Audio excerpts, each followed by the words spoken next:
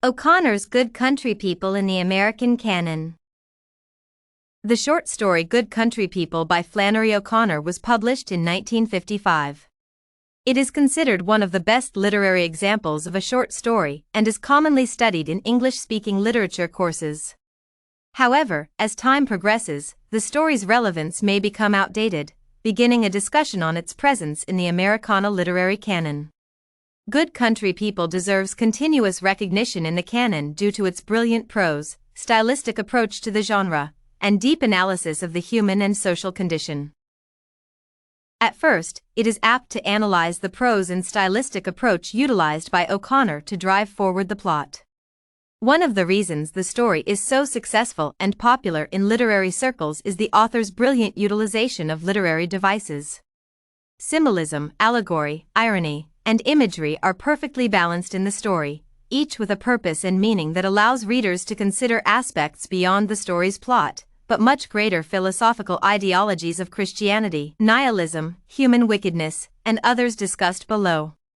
Thus, the narrative is so compelling that it helps the reader respond and relate to the meaningful storytelling, perpetuating a challenging moral self-analysis of whether one is as cynical or naive as some characters.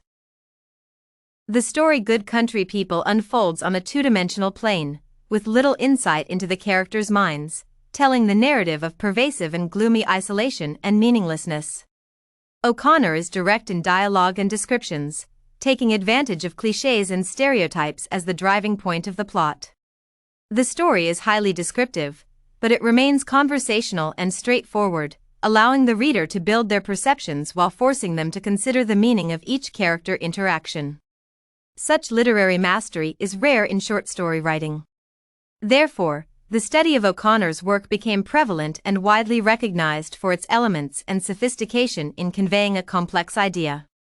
Other classical short story writers in the American canon, such as Twain or O. Henry, and Poe, from whom O'Connor drew inspiration, possessed a similar level of brilliant storytelling through the use of literary elements and stylistic devices. One of the evident recognitions of an author in the canon is being established by experts in the field. O'Connor has always been a controversial figure, from the post-war period to recent years. Some saw her as a genius, while others saw a certain narrowness of emphasis and predictability of technique in her writing. Nevertheless, her anthology of short stories, including The Leading Good Country People as published by the Library of America, is the closest thing to a formal canonization that our dispersed and eclectic culture can now bestow.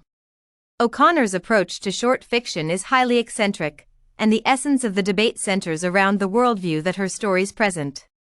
When Good Country People was published, O'Connor was faithful to church teachings while living in a conservative society.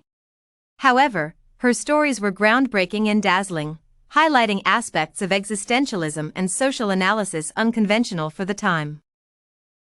The story's title, Good Country People, inherently reflects the social condition. It refers to the perspective that the people in the country who live a good, hard-working life are good and honest. Meanwhile, Mrs. Hopewell in the story refers to lazy people as trash. O'Connor was able to capture the sense of hierarchy and superiority that each of the characters holds over others accurately. Mrs. Hopewell bases her perspective on origin and wealth, Hulga on self-appointed intelligence, and the salesman on manipulation and control. However, in each interaction and as the story progresses, the characters are challenged in their worldviews but continue to behave immorally and hypocritically. Mrs. Hopewell's notion of religion and good country people is taken advantage of, while Hulga, thinking others are naive, allows herself to be naively fooled. In a manner, the salesman symbolizes the biblical concept of sin and temptation. Therefore, Mrs. Freeman, Mrs. Hopewell, and Hulga demonstrate themselves to be utterly ignorant of the world, showing pervasive hypocrisy in their condescension. This simple story has complex themes and motifs that underline the aspects of the human and social conditions, judgment, stereotypes, pretenses, and conflict. These are the unfortunate realities of human interaction, even in Christianity, class, or intelligence contexts. No matter whether one is a good country person or a highly cynical, intelligent property-owning upper class, the story highlights the flaws in both worldviews. O'Connor inherently presents Southerners as victims of classic neurosis. The characters are obsessed with observing and judging others while at the same time drawn together by their deep-rooted issues and shared neurosis. This social and psychoanalytic approach is the reason for the brilliance and popularity of the short story. O'Connor can so simply emphasize these aspects of human nature without ever deeply delving into philosophical debates. A much greater overlapping theme emerges through the juxtaposition and interaction of typical everyday characters. Good country people can be considered a critical part of the American Southern literary canon. In this short story and her other writings, critics have always considered O'Connor a keen analyst of the decadent South. Using the Gothic traditions of Edgar Allan Poe and engaging in the analysis of the perverse, abnormal psychology, the story broke traditional barriers of conservative evangelical Christian Southern culture. Christian critics attempt to explain O'Connor's focus on the grotesque as a depiction of humanity in need of redemption. Nevertheless, the story is considered an iconic example of the Southern Gothic genre.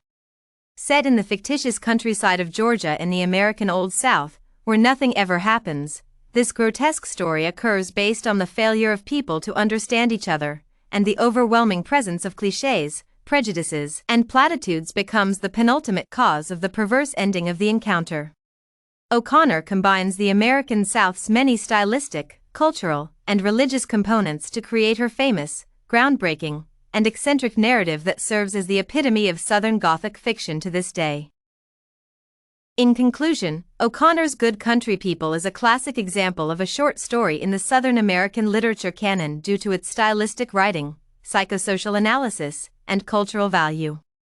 The narrative's brilliance is universally acclaimed in its genre, and with time, the short story has gained a solid place in the canon.